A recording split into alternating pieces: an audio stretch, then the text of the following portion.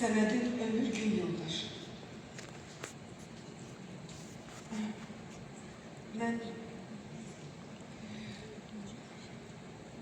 Mən nəticəmiz vurğunu səhnəyə dəvət eləmək istəyirəm ki, biraz heyecanlanmayın. Mənə dəstək olsun. Təşəkkürlistir. Güvənlistir. Vurğun vəkili. Vurğun. Sənə vurğun. Bir şey ifadə edirəm.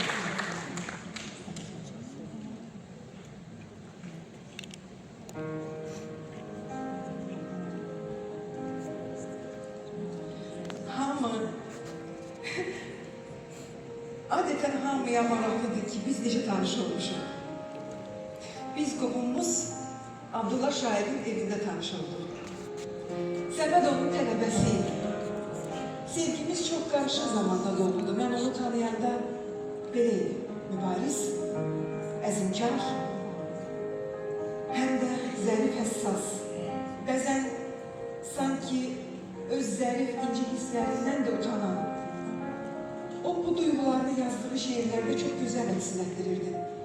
Mən onun məğrur sözünün də, susqunluğunun da şahid olmuşam. Şeir yazanda necə yanıb külə döndüyünü, xalqın dərdini öz dərdindən də ağır saydığını ən yaxşı mən bilirdim. Gecə səhərə qədər işləyirdi, yazırdı. Bir dəfə dedim, Səməd, yazırsan, dur yaz. Onsuz da bu həyat düzələn deyil. Özünü qoru. Güldü mənə. Sonra düşüncələrindən, fikirlərindən xeyli danışdı. Xalqını qoruyan özünü necə qorusun, dedi. Hələ üstəlik bu söhbətimizə bir şiir də yazdı. Şairin arvadı olmaq asan deyil. Şairin içində bir adam yaşayır. Yanında isə yalnız bir qadın dayanır. Amma sizə deyim, İşinin çoxluğuna baxmayaraq, o da mənə bacardıqca dəstək olurdu. Uşaqları çox sevirdi, ən çox da Aybənizi əzizləyirdi. Bir dəfə Yisundukiyə getmişdik, daha doğrusu getməliydik. Mənim isə universitetdə imtahanlarım vardı, filologiyada oxuyordum. Səməd Yusiflə Aybənizi götürüb getdi, mən balaca Vaqiflə qaldım. Tez-tez oradan məktublar yazırdı. Diğer onlardan birini size okuyayım. Yusif'i giyindirip gecindirmişəm, Aybənizin də gözlərindən öpüb saçlarını daramışam, bir sümbül görmüşəm ki, gözdən məhtəl qalarsan. Uşaqlardan nigaran qalma, gün-gündən kökəlirlər. Sən dərslərini çalış. Ayrı bir şeyin fikrini eləmə. Öpürəm səni. Səməd Vurğun. Məktublarında mənə Cananım, şeirlərində isə sevgilim, mələyim deyirdi. Nə gizlədim? Xoşuma gəlirdi.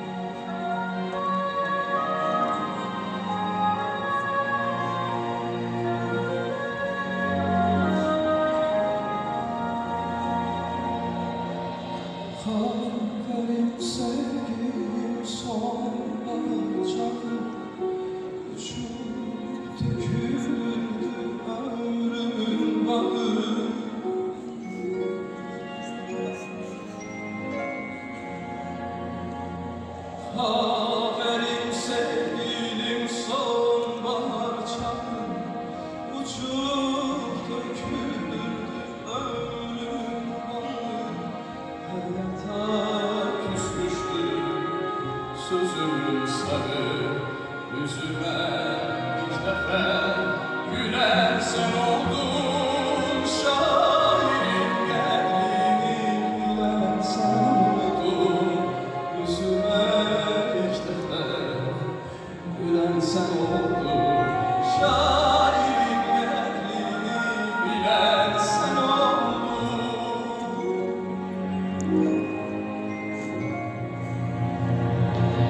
İndi humar bahar gözlerim, süzülüp süzülüp bahar gözlerim. İndi humar bahar gözlerim, süzülüp süzülüp bahar gözlerim.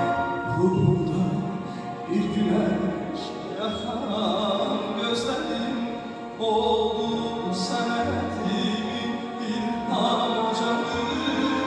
Ömrüne özel kuşlar çakır oldu senetimin ilham canım.